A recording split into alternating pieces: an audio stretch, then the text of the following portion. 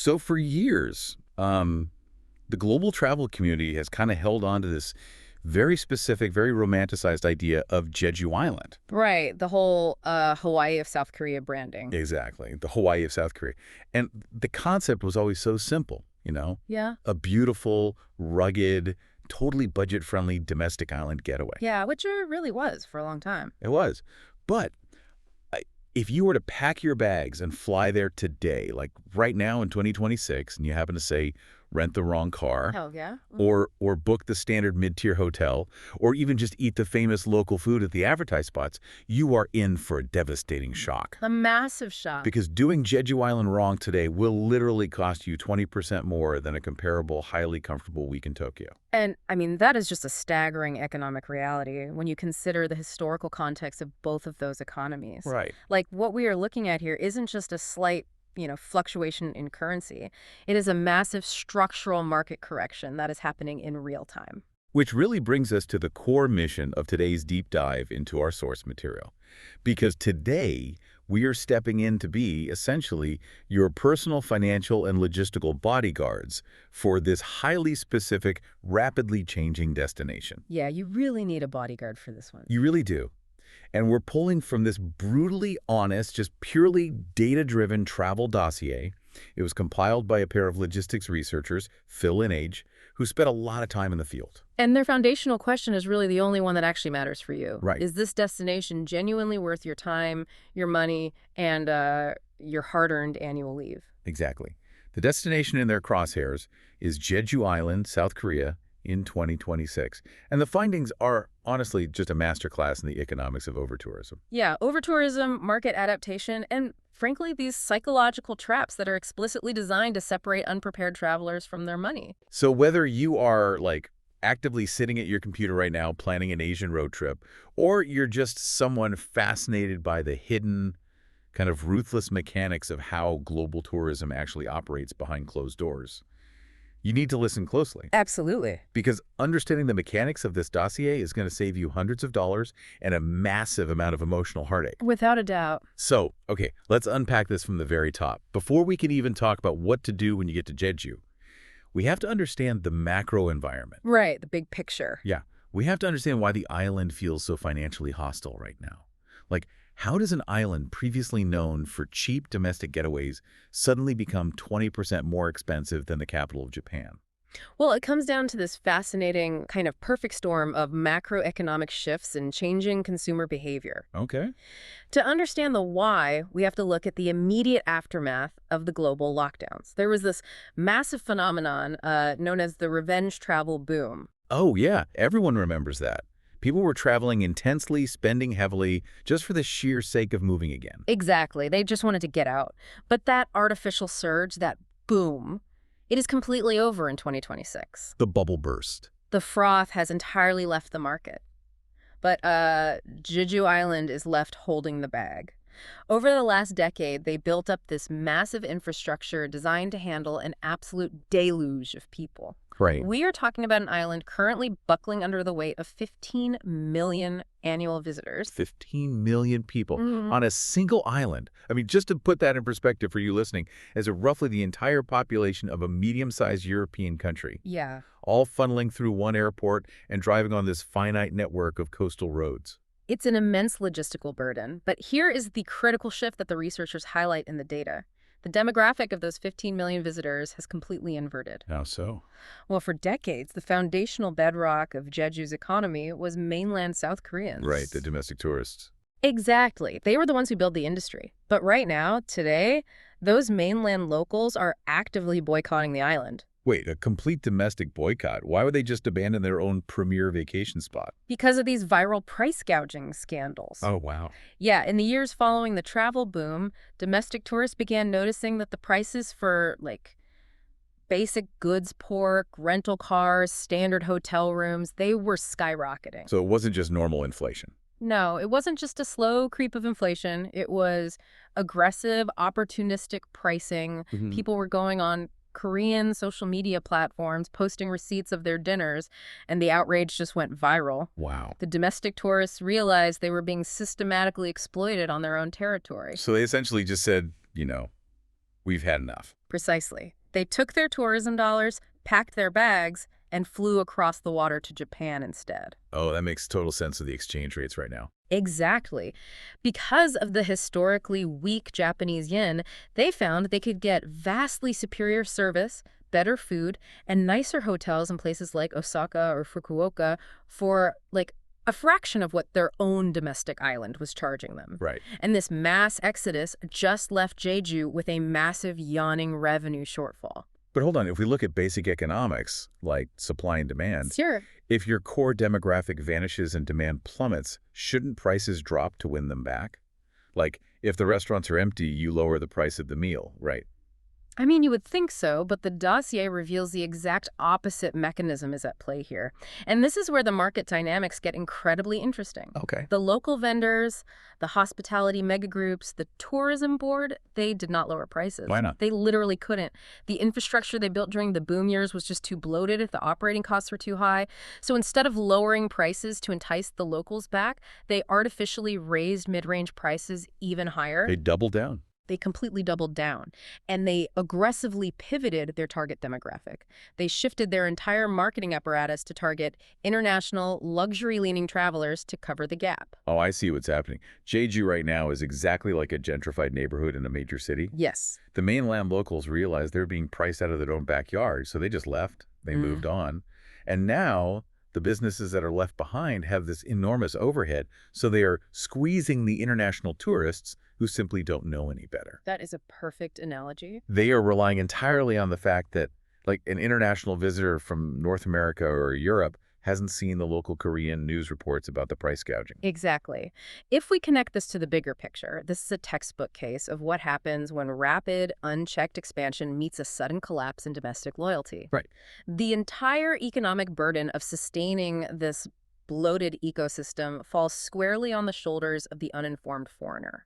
The structural identity of the island shifts from genuine hospitality to pure financial extraction. Man, so what does this all mean for you, the listener, who is maybe drafting up an itinerary right now? It means you have to be careful. It means you absolutely cannot rely on a whimsical travel blog from 5 years ago. You are stepping into a heavily commercialized zone that expects you to overpay. You have to arrive with your armor on. Absolutely. And that brings us perfectly to the micro experience. We now know the macro environment is fundamentally hostile to your wallet. Let's zoom in on the ground. What exactly happens the moment you arrive? Let's walk through the brutal first 24 hours. Yeah, the entry vectors, how you actually physically arrive on the island, they set the tone for your entire trip immediately. There are two ways in. Let's look at the air vector first. Okay. Most international and domestic travelers arrive at Jeju International Airport. And according to the field data, the moment you walk out of the sliding glass doors of the terminal, you are just hit with a wall of immediate sensory chaos. Put me in that scene. What does it actually feel like? It is intense. You step out and the humidity hits you instantly. The air smells sharply of diesel exhaust from the hundreds of idling buses. Ugh, not exactly a tropical paradise vibe. Not at all. You have traffic wardens in neon vests constantly blowing high-pitched whistles, trying to direct a frantic surge of thousands of people, all dragging suitcases toward the rental car shuttle lots. Wow. It is not a relaxing island welcome. It is a high-stress logistical choke point. Okay, but what about the alternative? Because there's a sea vector. Right. Taking the ferry from the mainland? That sounds much more romantic. It does, and it is heavily marketed that way. You can take massive car ferries from mainland ports like Mokpo or Busan, and the upfront cost is incredibly appealing. It's about $33 for a basic foot passenger ticket, and the journey takes roughly 5 hours. That sounds like a steal. The obvious pro here is that you can bring your own car from the mainland, skipping the rental car chaos entirely, and you get this dramatic, slow ocean approach to the island's volcanic peaks. That sounds fantastic. So what's the catch? The catch is a massive, hidden geographic disadvantage that the booking sites deliberately omit from their glossy brochures. The Korea Strait swell. The water isn't smooth? Not even close.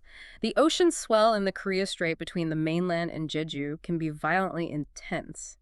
The researchers noted that tourists frequently spend that entire 5-hour journey in a state of severe seasickness. Oh, no. And because you bought that budget $33 ticket, you aren't in a private cabin with a bed. You are in a communal open-floor cabin. Wait, you just sleep on the floor? Yes, it's traditional Korean floor seating. So you are lying on a communal linoleum floor, shoulder to shoulder with strangers, while this massive ship pitches and rolls in the ocean That swells. sounds like a nightmare. You finally arrive at the port in Jeju City, completely physically depleted, nauseous, and exhausted. You have effectively ruined your first day on the ground before you've even checked into your hotel. Okay, so the romantic ferry ride is a trap for the uninitiated. Oh. Let's say you take the plane instead. You survive the flight, you avoid the seasickness, you walk out of the chaotic airport terminal, and you just don't want to deal with rental cars yet. Fair enough. You just want to get a taxi to your hotel, take a shower, and decompress. Hmm. But here is where the very first financial trap snaps shut on you. The taxi trap. And this trap is entirely digital. If you have not downloaded and fully configured a specific South Korean ride-hailing app called Kakao T before your plane's wheels touch the tarmac, you are in immediate trouble. And I really want to emphasize fully configured because you can't just download it and expect it to work with your foreign credit card instantly. You have to set it up. Right. If you don't have Kakao T, what actually happens? If you don't have the app, you cannot hail a private car. You are forced to join the official physical airport taxi line, and because of the sheer volume of arrivals, you will stand in that line for up to an hour in the humidity. Oh, brutal. When you finally get a cab, the language barrier immediately presents a problem, as most drivers do not speak English. And financially, you will pay roughly $22 just to reach a standard hotel in Jeju City, which is very close to the airport. To put that $22 into perspective, based on the dossier's budgets, that is a full day's food budget for a survivalist tier traveler. Yes. You have literally burned an entire day's worth of money in 15 minutes of traffic simply because you didn't download an app. Exactly. It's an ignorance tax levied within the first hour of arrival. And speaking of digital preparation, here's where the situation transitions from, like, a minor annoyance to genuine, terrifying paralysis. Oh, the map situation. Yes. You decide to skip the taxis. You navigate the shuttle bus. You get to the rental car lot. You get your keys. You sit in the driver's seat of your rental car. You pull out your phone. You open Google Maps. You type in the name of your hotel, and you hit search. Nothing happens. Nothing. You get a blank gray screen with the useless little dot. This is known as the Google Maps blackout. And it is the single most jarring experience for a first-time international visitor. It catches almost everyone completely off guard because, well, we rely on Google Maps as an absolute global constant. Right. It works everywhere. Except here. Due to South Korean national security laws that actually date back to the armistice of the Korean War foreign corporate servers, are legally prevented from storing high-resolution local mapping and topographical data. Wait, so because of a geopolitical conflict from the 1950s, a modern tourist in 2026 can't get driving directions to a cafe. Precisely. The South Korean government argues that allowing foreign servers to hold detailed maps poses a national security risk regarding military installations. Okay, I guess that makes sense from their perspective. Sure, but for the tourist, it means Google Maps physically cannot calculate driving routes, walking directions, or provide real-time navigation anywhere in South Korea. It is effectively bricked. I just want to put you, the listener, in the psychological headspace of this moment. Yeah. Picture this. You have just survived a 14-hour flight. You are deeply jet-lagged. Exhausted. You are sitting in a strange rental car with controls you barely understand. There is a line of honking cars behind you in the rental lot waiting for you to pull out. You're staring at your phone and you are completely technologically blind. It's terrifying. You look up at the road signs and they are entirely in Hangul, the Korean alphabet, which you cannot read. Yeah. You have literally no idea how to leave the airport, let alone find your hotel on the other side of the island. The researchers actually monitored travelers in this exact scenario, and it induces immediate spiking physiological stress. I bet. Your heart rate elevates, panic sets in. The fix for this is absolutely mandatory, non-negotiable preparation. You must download a domestic app called Nevermap well before you fly. Okay, so I download Nevermap. Problem solved, right? Yeah, not quite. Nevermap is built by Koreans, for Koreans. You have to dig deep into the settings menu just to change the interface language to English. And even once the buttons are in English, there is a massive data catch. Right. The translation software within the app is notoriously terrible for foreign inputs. It is remarkably bad. If you try searching for the English name of your hotel or a specific restaurant, the app will frequently yield 0 results. Because it's trying to match English phonetics to Korean characters. Exactly. The phonetic English spelling doesn't perfectly match the Korean database entry. You can be sitting right next to a famous museum, type its English name into Nevermap, and the app will literally tell you it doesn't exist. So how do you actually find anything? Like, what's the workaround? The researchers identified this brilliant, foolproof workaround. You do not search by name, you search by telephone number. In South Korea, business phone numbers are tied directly to precise GPS coordinates in the domestic mapping systems. If you type the local Korean phone number of your hotel into Navermap, it will drop an exact, flawless pin on the map every single time. That is an incredible piece of operational intelligence. But hold on, before we even worry about navigating the car, we have to talk about how you get the car in the first place. Oh, rental car roulette. Yes, because the dossier outlines a scenario they call rental car roulette, and this is one of the most brutal things I've ever read in a travel report. It really is the ultimate bureaucratic trap. To rent a car in South Korea as a foreigner, you are legally required to present an international driving permit, an IDP, alongside your home country's driver's license. Which seems pretty standard. You go to your local automobile association back home, pay 20 bucks, and they hand you a little paper booklet. Yes, but the trap lies in the specific international treaties governing those booklets. There are two primary global treaties for driving permits: the 1949 Geneva Convention and the 1968 Vienna Convention. South Korean law explicitly and exclusively recognizes the 1949 Geneva Convention. So, what happens if your home country issued you a permit stamped with the 1968 Vienna Convention? Well, the researchers witnessed this exact scenario play out multiple times. You walk up to the Lottie Rent-A-Car desk, you hand over your passport, your license, and your IDP. The agent opens the booklet, looks at the ink stamp on the inside cover. They see 1968 instead of 1949. Oh, no. They slowly close the booklet, shake their head, and politely deny you the vehicle. And what about the money you prepaid for the week-long rental? Zero refund. Zero refund. You instantly incinerate $300 or more. Gone in 60 seconds. The researchers literally watched a couple at the rental desk openly weeping. I would be weeping too. Their entire meticulously planned prepaid road trip evaporated over a single ink stamp on a piece of cardboard. And because South Korea operates on strict procedural compliance, there is no manager to speak to, there are no bribes you can offer, and there are no alternative shady rental companies down the street that will bend the rule for extra cash. You're just done. If you have the wrong stamp, you are taking the bus for the rest of your vacation. That is just savage. It's a perfect encapsulation of the rigid bureaucracy you are walking into. You have to play strictly by their rules or you lose. What's fascinating here is how these intense logistical hurdles perfectly map onto a very specific, predictable psychological arc for the traveler during those first 24 hours. Yeah, walk us through that arc. The dossier tracks this emotional journey beautifully. Hours 1 through 3 on the island are pure, unadulterated euphoria. You finally step out of the airport chaos. You feel the warm air. You see the massive palm trees lining the medians. Right. You look out the window of your car or taxi and spot the majestic peak of the Halazon volcano towering in the distance. Your brain dumps dopamine, and the sheer energy of being on vacation just takes over. You're thinking, like, I made it. It's beautiful. Yeah. This is going to be the best trip ever. Exactly. You are coasting on the aesthetic promise of the island. But then, hours 4 through 8 hit, and the euphoria crashes into severe logistical friction. Ugh.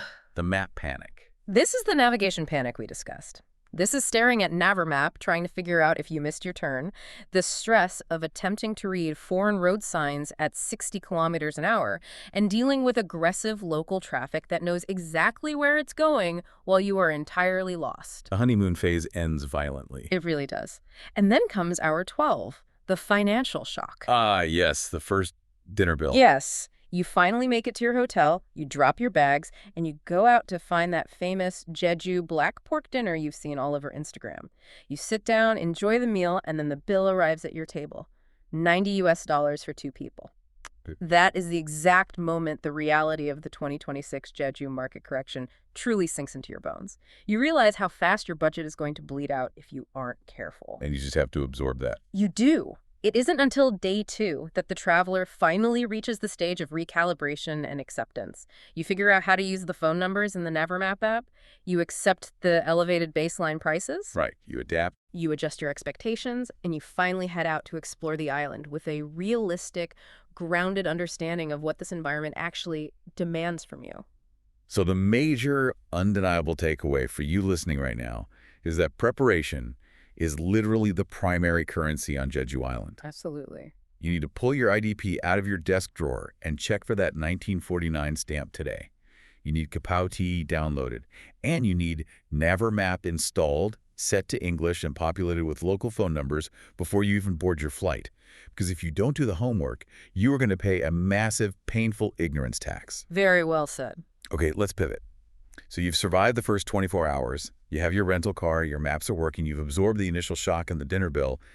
But here is the stark truth. Your entire experience on this island is going to be completely dictated by when you decided to book this trip. Timing is everything here. Let's talk about the climate trap and the secret season. This section of the dossier is perhaps the most critical planning failure that the vast majority of tourists make. There is a massive, almost fatal disconnect between traditional, ingrained vacation habits and the geographical, meteorological reality of Jeju Island. Okay. Let's examine what the researchers classify as the high season disaster, which runs from late July to mid-August. Right, the peak of summer vacation. This is when everyone in the northern hemisphere wants to go to a tropical island. It's built into our cultural rhythm. Exactly. And because of domestic school holidays in South Korea and across Asia, the demand skyrockets. The crowd densities on Jeju during these few weeks push up by 200%. 200%. Simultaneously, accommodation prices surge by a staggering 300% across every single tier, from hostels to luxury resorts. But surely the island is prepared for that. I mean, it's their peak season. The data says otherwise. The physical infrastructure of the island simply cannot handle the volume.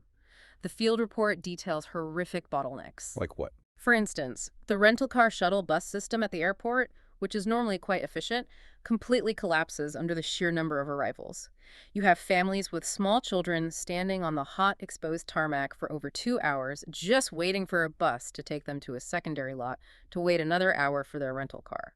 And while you are standing on that hot tarmac, sweating and miserable, the sky is probably going to open up on you. Because July and August on Jeju aren't just crowded and expensive, they are what the researchers call the monsoon reality.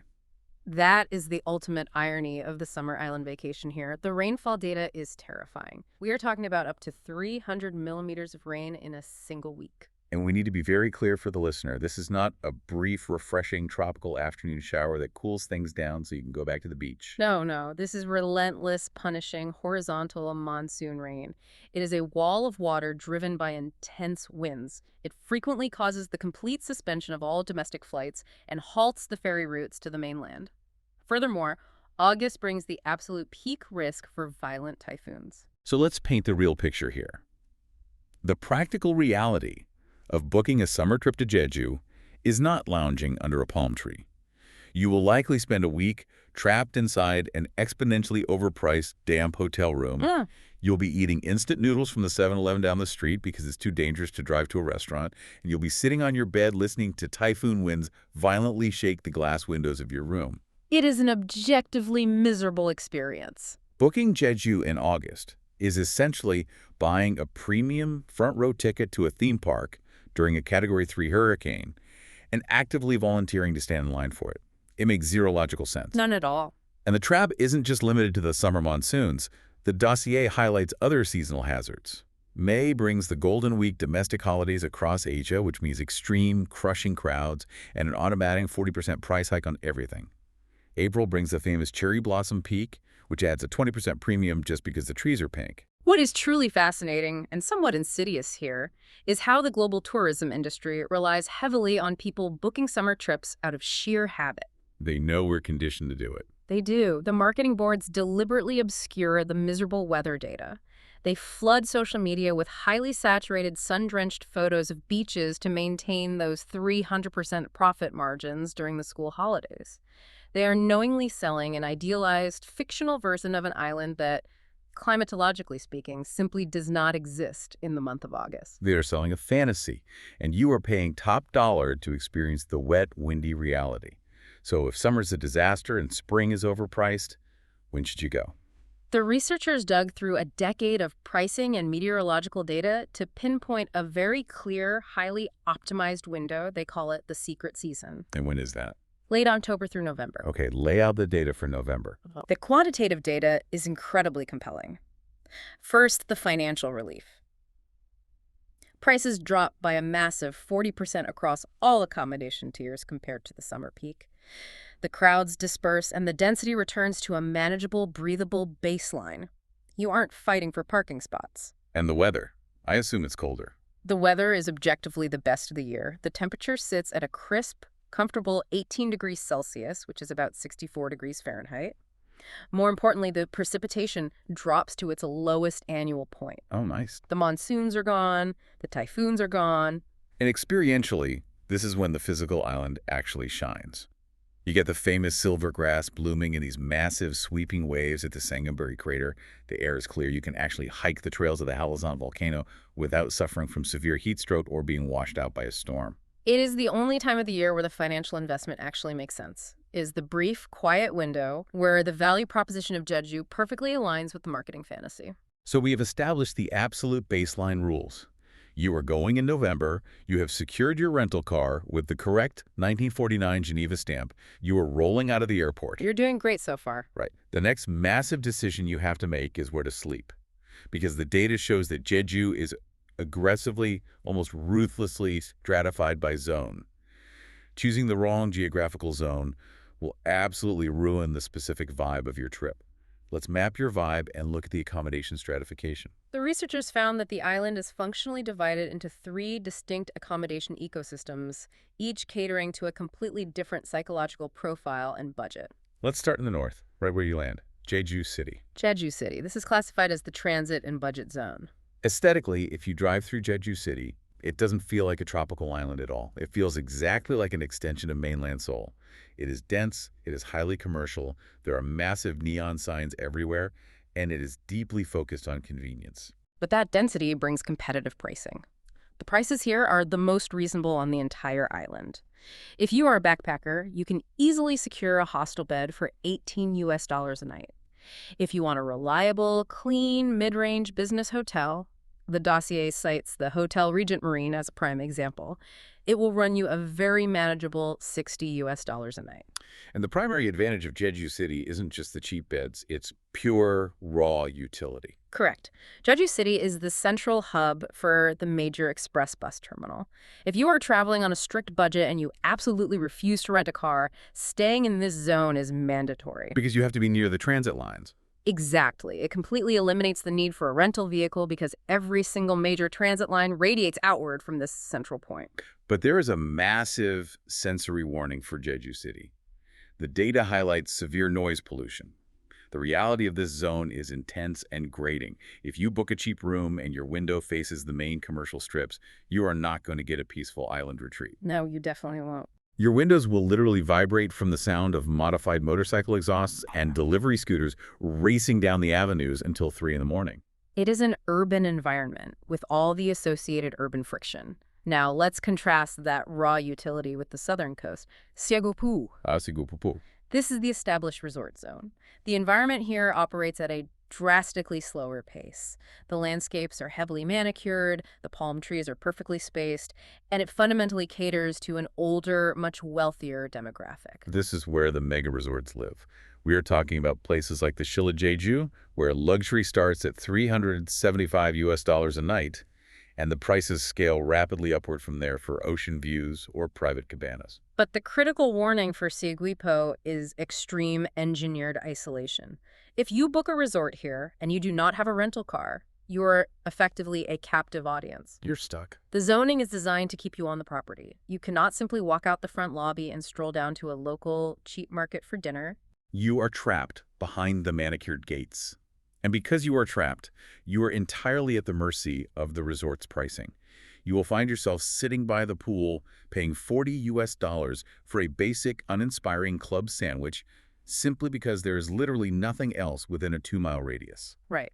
If we analyze the spatial economics at play, Jeju City is about purchasing raw utility and access to infrastructure. Siaguipo is about purchasing a manufactured, heavily insulated exclusivity. You pay a premium to not have to interact with the chaos of the island. But what if you want something authentic? The researchers highlight a third highly coveted option, the East Coast, specifically the gouging area. They define this as the slow travel zone. This is the absolute vibe zone. This is what people picture when they want authentic Jeju. You are looking at these beautiful converted low-roof stone houses called minbacks. According to the data, a mid-range private stone house rental will cost you about 112 US dollars a night. The clear advantage here is pure, unfiltered authenticity. It is incredibly quiet. You can wake up, walk down a narrow lava stone alley to a local bakery, and you can actually smell the salt of the ocean without hearing the roar of city traffic or the thumping bass of a resort pool party. It sounds perfect, but there's a catch, isn't there? Always a catch. While you are purchasing a beautifully curated feeling of cultural isolation, the architectural reality of these traditional stone houses brings a very specific physical warning. Wind. The wind. Why do you think the houses have such low roofs in the first place? Right, to stay under the gusts. Exactly. Jeju is famous across Asia for its relentless, punishing oceanic wind. And in these highly exposed eastern coastal villages, particularly if you travel in the late fall or winter, those windstorms are brutal. I can imagine. They will physically rattle the heavy wooden doors and whistle through the walls of those stone houses all night long. It can be incredibly disruptive to sleep if you aren't prepared for the sheer volume of nature happening right outside your window. So I want you, the listener, to directly consider your own specific travel persona right now. Look in the mirror. Are you a transit optimizer who wants the raw efficiency, the bus access, and the cheap $18 beds of Jeju City, and you don't mind wearing earplugs to sleep? Or are you a resort dweller? Right, who wants the manicured lawns and the $40 sandwiches of seogwipo because you just want to read a book by a pool? Or are you a vibe seeker who desperately wants the authentic, windy, romantic stone houses of Gujwa?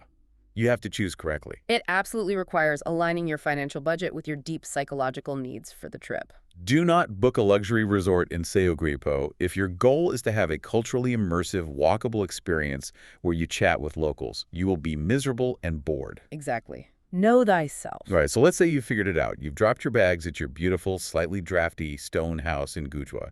You were settled in. Now you need to eat. Food is a big one. And the culinary economy on Jeju Island operates on two aggressively separate tracks.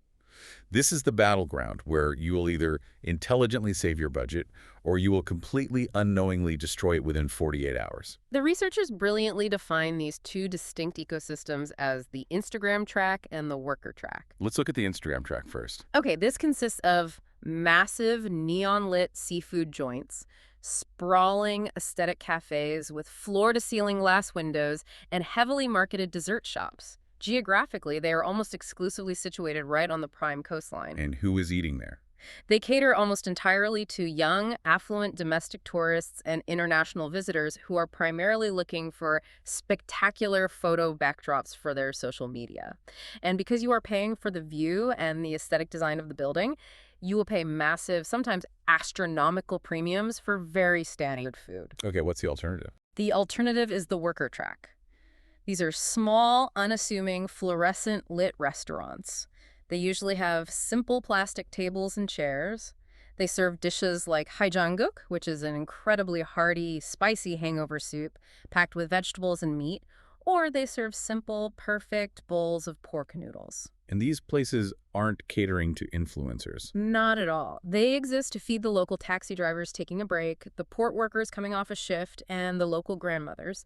The food is traditionally prepared, incredibly flavorful, and it costs an absolute fraction of the price of the coastal cafes. So how do you physically navigate between these two tracks? Like, where is the line? The dossier points to a specific location as the ultimate testing ground. Dongmun Market in Jeju City. It is the epicenter of local pricing, and the data points they gathered here are vital for recalibrating your mental budget. What kind of numbers are we talking about? Inside the covered stalls of Dongmun Market, you can clearly see the baseline value of food on the island.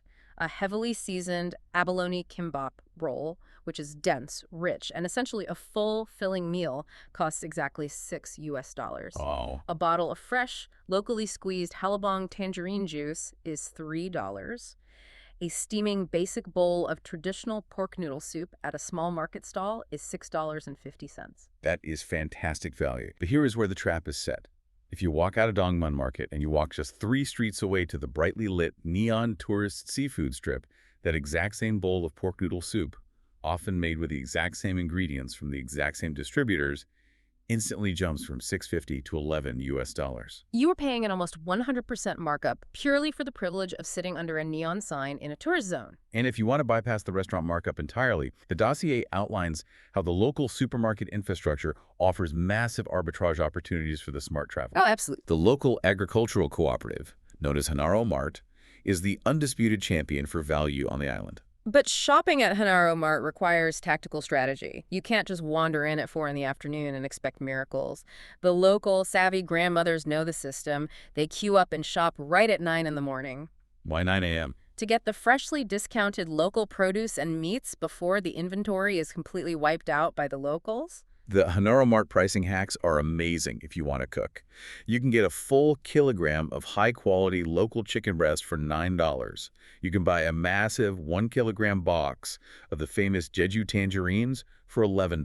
That's incredible. You can get a 6-pack of 2-liter bottles of local Samdesu volcanic water for $4.50. If you book that minbak in Gujwa and you have a small kitchen, this is exactly how you survive the 2026 Jeju markup. You cook your own breakfast and lunch. But inevitably, no matter how frugal the traveler is, they will eventually want to experience the island's single most famous culinary export, a restaurant dinner featuring Jeju black pork. And this desire leads us directly into the most pervasive, highly orchestrated financial hazard on the entire island. The black pork premium scam. The researchers call it exactly that. Yes. Okay, I want to role play this because it is so sneaky. Picture this scenario. It's night one, you are hungry, you're excited, you walk into a bright, busy, incredible-smelling BBQ joint. Setting the scene? You sit down at the metal table with the charcoal grill in the center. The waiter hands you a menu. It is entirely in Hangul, you can't read a single character. The waiter smiles warmly, points to a huge, beautiful, glossy photo of a premium meat set, gives a thumbs up, and nods. They're making it easy for you. You don't want to be difficult, so you smile and say yes. You have a phenomenal meal. The meat is great, the beers are cold, but then the bill arrives. And the bill is $90 for 2 people. What you didn't know, because of the language barrier and the visual marketing, is that you were subtly, expertly steered toward the famous, highly marketed hukdawaji, the legendary Jeju black pork. It is the rarest hut of pork on the island, derived from a specific breed of black-haired pig. And because of its fame and limited supply, it carries an absolutely astronomical premium price tag.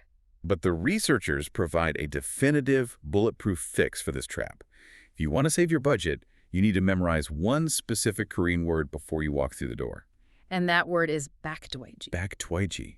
It translates to standard white pork. Exactly. Now wait, let me push back on this for a second. The dossier says the white pork is exactly half the price of the black pork. But if it's half the price, consumers aren't stupid. There must be a massive, noticeable difference in the quality or the taste, right? Why on earth would thousands of people happily pay $90 for the black pork if the white pork is just as good? It all comes down to the sheer power of visual marketing, tourist FOMO, and the psychology of authenticity. Okay, explain that. According to the blind taste tests referenced in the dossier, the standard white pork tastes 95% identical to the black pork. The white pork is still locally farmed on the island. It is incredibly high-quality meat. And most importantly, regarding the flavor, it is cooked on the exact same charcoal grill setup at your table, absorbing the exact same smoke profile. So the markup is purely for the prestige of saying you ate the black pig. Entirely. You are paying double for a 5% difference in fat rendering that most non-experts cannot even detect. Half the price for essentially the exact same meal and the exact same restaurant experience. And the advice from the researchers here is utterly ruthless. Very ruthless. If you walk into a BBQ place, you confidently ask for bakdwaeji, and the owner claims they only serve the expensive black pork today, you do not argue. You do not negotiate. Right. You stand up, you politely nod, and you walk out the door to the restaurant immediately next door. Because there are hundreds of them, and someone will happily sell you the white pork. I will add one nuanced caveat in defense of the premium BBQ spots, which highly strategic budget travelers can actually leverage to their advantage. Oh, okay, what's the hack? The high-end BBQ restaurants offer a traditional spread of banchan, the small Korean side dishes like kimchi, pickled radishes, and seasoned bean sprouts. In these premium spots, the banchan is infinitely refillable at no extra cost. Nice. If you are strategic, you can walk in, order the absolute minimum required portion of the expensive meat, say one order, and then stretch that single cut of meat across a massive, vegetable-heavy, multi-course meal simply by continually requesting free refills of the side dishes. That is brilliant. You use the luxury infrastructure against itself. Yeah. So what does this culinary deep dive mean for the listener? It means you have to actively, consciously fight the visual marketing. Okay. The brighter the neon sign out front, the worse the value inside. Absolutely. But navigating the food scene isn't just about protecting your wallet. It's about navigating the unwritten cultural rules. And if you don't know them, it can be a total minefield of social embarrassment. Oh, the behavioral expectations in South Korean dining are rigid and they're unforgiving if you break them. Let's start with the most common Western mistake. Tipping. Right. Under no circumstances ever should you tip in South Korea. It's just not part of the culture at all. It is entirely absent from the service economy. If you leave a $5 bill or a 5,001 note on the table as a gesture of gratitude and walk out, the server will assume you accidentally forgot your change. Really? They will literally sprint out of the restaurant and chase you down the street waving the money, trying to return it to you. It creates profound confusion and mutual embarrassment. That is so awkward. Yeah.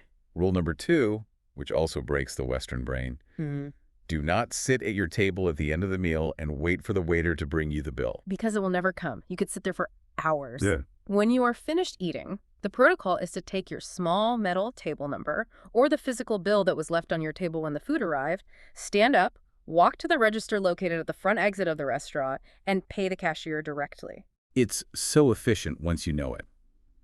Rule number 3. During the meal, do not wave your arms, do not snap your fingers, and do not shout across the room to get a waiter's attention for more water. It is considered deeply obnoxious and rude. Instead, you must carefully scan the edge of your table. You are looking for a small, usually wireless electronic call bell. Usually right near the edge, right? It might be stuck to the side of the table or integrated into the napkin box. Pressing that bell triggers a chime in the kitchen and illuminates your table number on a digital board. That is the only polite, acceptable way to summon service. And then we have to talk about the cafe rule, the infamous one drink per person mandate. This is strictly enforced across almost every cafe on the island. If you walk into a coastal cafe with a group of 4 people, you cannot simply order 2 coffees and share a large pastry. Every single human being who occupies a physical seat in that establishment must order a full-priced beverage. Even if they don't want anything. Even then, if you attempt to circumvent this, the staff will approach your table and aggressively ask you to comply or leave. Which feels incredibly harsh, but it ties into a much deeper, much more profound cultural observation that the researchers made. And this absolutely blew my mind. This rule about everyone pulling their weight at the table touches on a deeply ingrained cultural stigma known in Korea as hanbap. Hanbap directly translates to solo dining.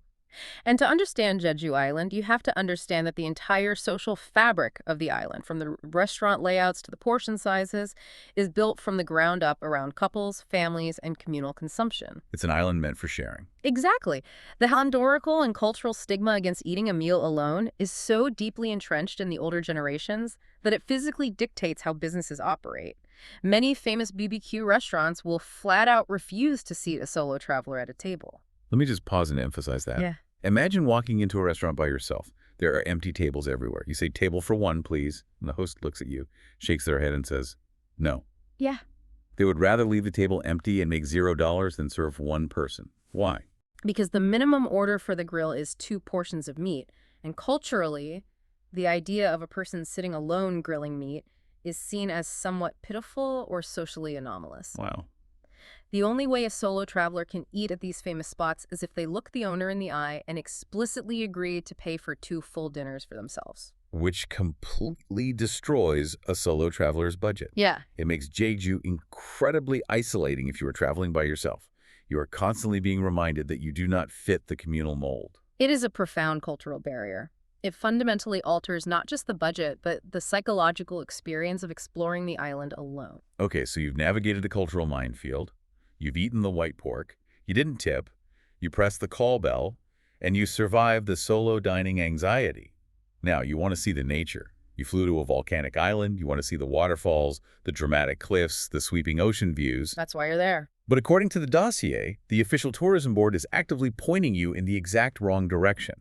Let's talk about manufactured nature versus the authentic wild. To understand how nature works on Jeju in 2026, we have to introduce a chilling economic concept the researchers call the cafe real estate trap.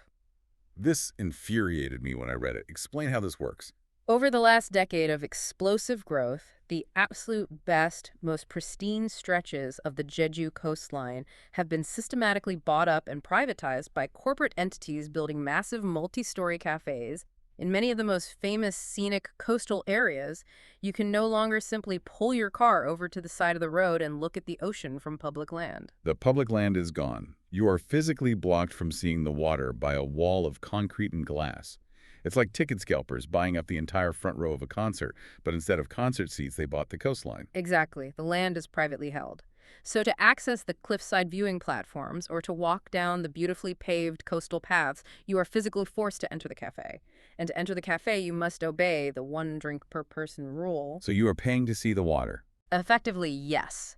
You are paying a compulsory $6.50 U.S. entry fee, cleverly disguised as a mediocre green tea latte or an Americano just to look at the ocean. You have to buy a $6 coffee just to look at water.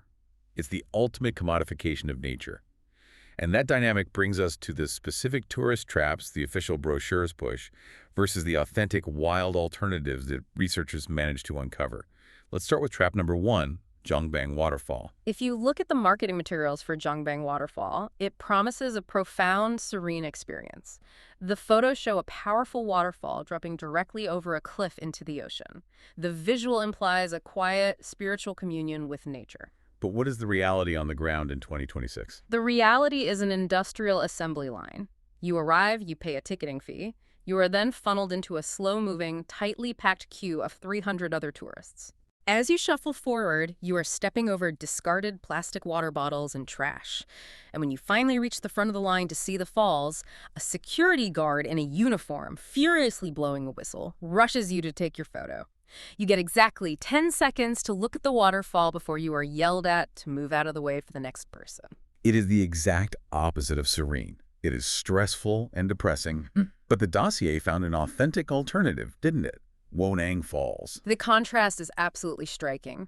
Wonang Falls is located in the Daenaeko Valley, about a 20-minute drive north into the interior from Seogwipo. Crucially, it completely bypasses the extraction economy. It has free entry, it has free parking. No ticket booths. No whistles. None. But it requires effort. You have to commit to a steep 10-minute hike down a wooden staircase into a dense, incredibly lush green forest canopy. As you descend, the temperature drops, and at the bottom you find a deep pool of freezing, crystal clear, striking turquoise water fed by mountain springs, and you can actually jump in and swim. You plunge into this icy, pure water, completely surrounded by ancient forest, totally off the manicured tourist grid. That is the Jeju Island you flew across the world to find. Okay, let's look at trap number 2. The AWOL Cafe Coast. AWOL is aggressively billed by travel influencers as the ultimate sophisticated sunset destination. It's where the beautiful people go. The reality on the ground is a logistical nightmare. Just trying to access the area involves sitting in bumper-to-bumper traffic on a 2-lane road. Sounds relaxing. You have hundreds of idling taxis pumping thick exhaust into the air. Once you park, you are queuing for 40 minutes just to buy an overpriced pastry. And the entire time, the spectacular coastline is vibrating with deafening, thumping electronic dance music blaring from the cafe speakers. So you're trying to watch a beautiful sunset, but your sensory reality is the aggressive beeping of your rental car's GPS, the smell of diesel exhaust, and loud EDM. What is the authentic alternative to AWOL? Pampori Port. It requires a 40-minute drive west from Jeju City down Highway 1132. When you arrive, there are no massive cafes. There are no velvet ropes. You simply walk out and sit on a massive utilitarian concrete breakwater. Just raw infrastructure. Yes, you sit on the concrete.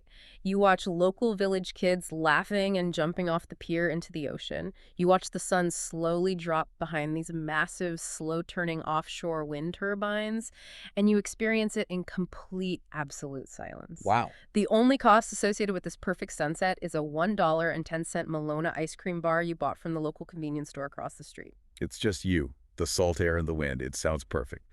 Finally, let's dissect trap number 3, the Songsan Ilchobang Sunrise. This is billed as the ultimate necessary Jeju achievement. Everyone tells you that you must climb this massive volcanic tuff cone right at dawn to watch the sunrise over the ocean. It sounds epic. It sounds epic until you look at the logistical reality.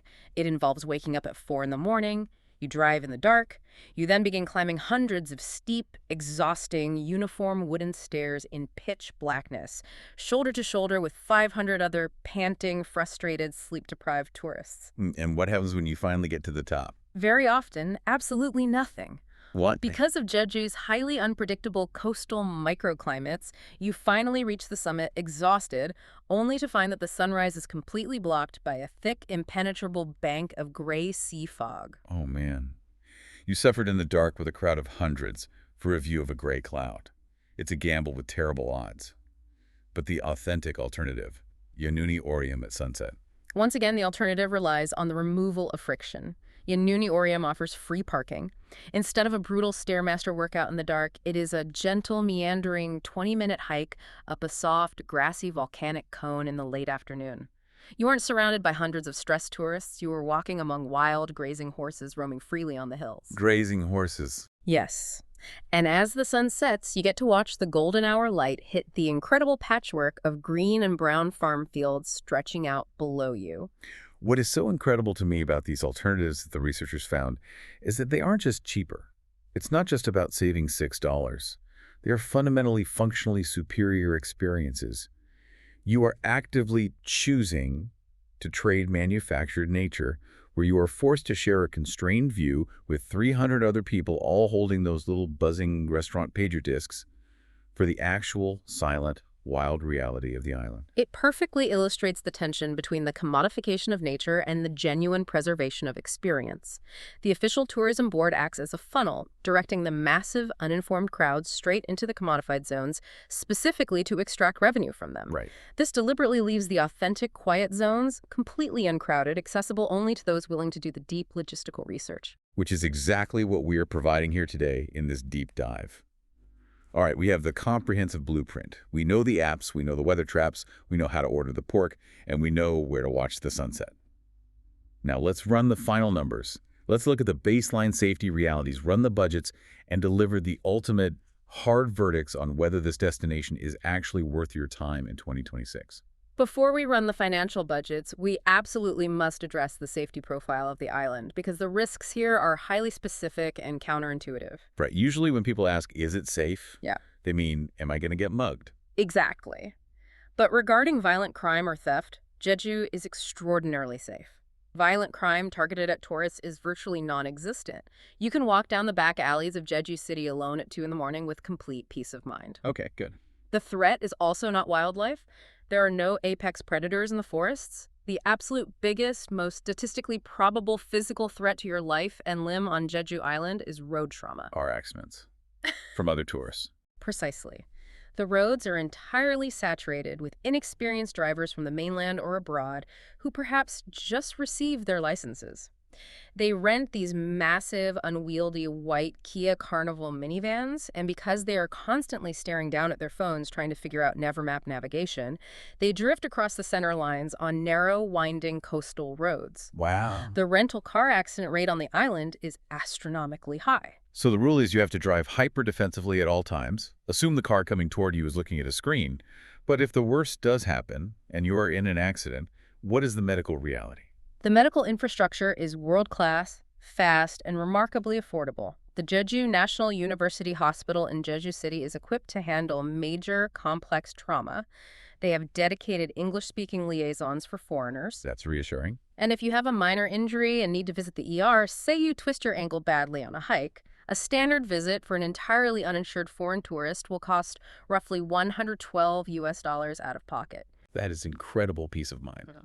And speaking of infrastructure, what about staying connected? The digital infrastructure is flawless. South Korea leads the world here. You will have blazing fast 5G cell coverage across 99% of the island. You can be halfway up a remote volcano trail and still stream a 4K video. Okay, let's look at the financial budgets. The dossier broke the travel styles down into 3 distinct economic tiers. Let's begin at the bottom with the survivalist tier. To survive on Jeju in 2026, the absolute floor is roughly $48 per day. At this level, you are sleeping in shared, multi-bed hostel dorms in noisy Jeju City. Your primary exclusive mode of transit is the local 201 bus that circles the island. Which means you are paying with your time instead of your money. Exactly. You are spending upwards of 4 hours a day just sitting in transit waiting at bus stops. Your diet at this tier consists heavily of prepackaged convenience store food ramen, triangular kimbap. It is physically survivable, yes, but it completely locks you out of exploring the deep, wild interior of the island where the local buses simply do not run. Then you step up to the comfort tier.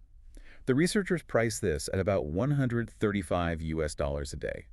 And looking at the data, this really seems to be the sweet spot for value. It is the optimal intersection of cost and experience. At $135 a day, you are staying in a clean, quiet, mid-range hotel or a private minback. Most importantly, you have budgeted for a standard rental car, like a Hyundai Avante, which unlocks total geographical freedom to explore those hidden coastal roads and waterfalls on your own schedule. Nice. You are eating real BBQ dinners at the worker track restaurants, and you might even have room in the budget for a small excursion like a private boat tour. And finally, we have the splurger tier. This starts at 330 US dollars a day and scales rapidly, infinitely upward into the thousands. At this tier, you are firmly planted in the Sioguipo mega resorts. You are chartering private yachts, and you are eating high-end abalone omakase dinners. But remember the crucial comparison we made earlier regarding value. Dropping $500 a night in Jeju buys you a standard, perhaps slightly aging, sterile hotel room in a large concrete resort block.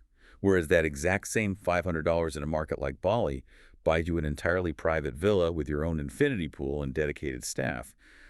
The luxury value multiplier on Jeju just isn't there. No, it really isn't. So before we give the final definitive verdicts, the researchers offered two alternatives. If a listener is absorbing all of this friction, the maps, the stamps, the wind, the prices, and thinking Jeju sounds like entirely too much work, where else should they go? The dossier provides data-backed pivots based on what you actually want. If your primary goal is an Asian island road trip, you want to rent a car, drive along the coast, and see the ocean, but you want drastically better beaches and significantly cheaper costs, the data strongly points to Okinawa, Japan. Because of the currency leverage. Yes. The historically weak Japanese yen creates massive arbitrage. For example, a basic rental car in Okinawa will cost you about $30 a day compared to $45 or more in Jeju. Furthermore, the beaches in Okinawa are genuinely tropical, featuring soft white sand and coral reefs, whereas Jeju's coastline is primarily rugged, sharp volcanic rock. Okay, but what if the listener doesn't care about beaches? What if they specifically want authentic Korean coastal seafood, but they just don't want the intense stress of booking domestic flights, navigating the ferry sickness, and playing rental car roulette? Then the researchers advise you to stay on the mainland and go to Sokcho, located in Gangwon-do on the east coast. It requires 0 flights.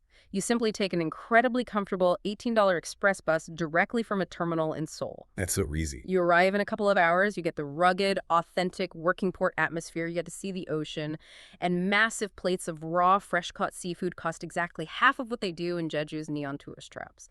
Okay, the evidence is laid out. It is time for the final, definitive verdicts. Based on the mountain of data in this dossier, is Jeju Island in 2026 actually worth it? Let's run through the personas. For the survivalist, or the extreme backpacker, the verdict is a hard no. Do not go. The absolute reliance on the slow, inefficient public bus system will rob you of your time, and the heavily inflated baseline cost of even basic market food will make you miserable. You will be stressed the entire time. Pivot to Sokcho instead. I agree. It's just too hostile to the ultra-low budget. Now, what about the comfort traveler? For the comfort traveler, the verdict is yes, it is worth it, but with strict unbending conditions. Right. You absolutely must rent a car, you must avoid the summer monsoon season and the school holidays entirely by going in November, and you must actively, consciously drive your car away from the neon tourist traps to find the authentic value. If you follow those rules, it is magical. For the luxury traveler. A hard no.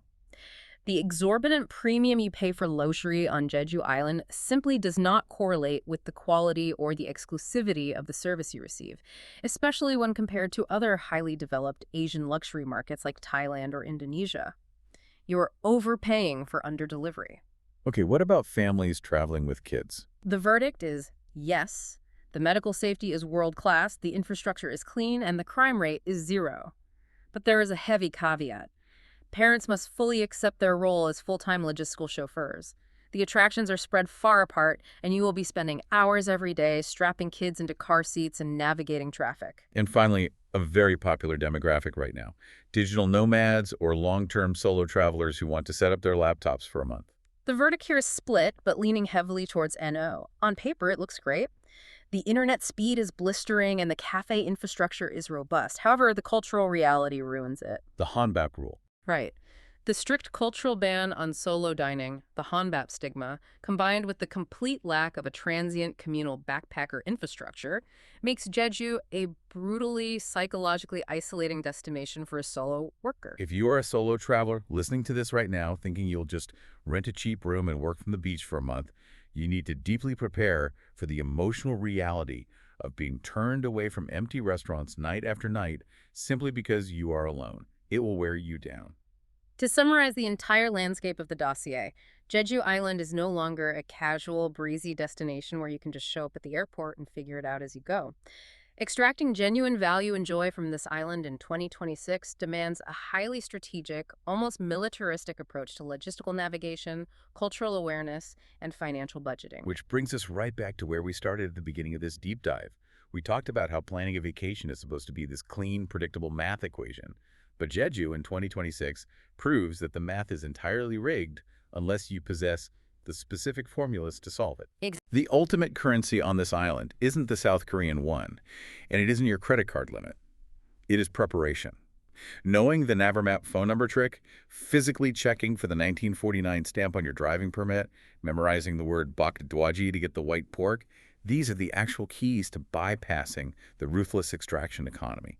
They are the tools you need to unlock the wild, silent, breathtaking magic that definitely still exists there, hidden just out of sight. And as we close, looking at all this data, particularly the systemic privatization of the coastline, it leaves us with a critical, much broader implication that stretches far beyond South Korea. Think deeply about the cafe real estate trap. Think about the fact that on Jeju Island, an island famous for its natural beauty, you now have to buy a $10 latte just to legally access a view of the ocean. It's an unsettling precedent. It is. If a destination's raw, natural beauty becomes entirely hidden behind compulsory corporate entry fees, at what exact point does an island stop being a natural wonder and simply become a geographically massive open-air shopping mall? And as global overtourism continues to spread, and as local economies increasingly look to extract more and more revenue from fewer and fewer visitors, is this highly privatized, pay-to-play model the future we are looking at for every single beautiful coastline on Earth? That is heavy. But it is exactly the kind of question you need to consider before you blindly book your flights.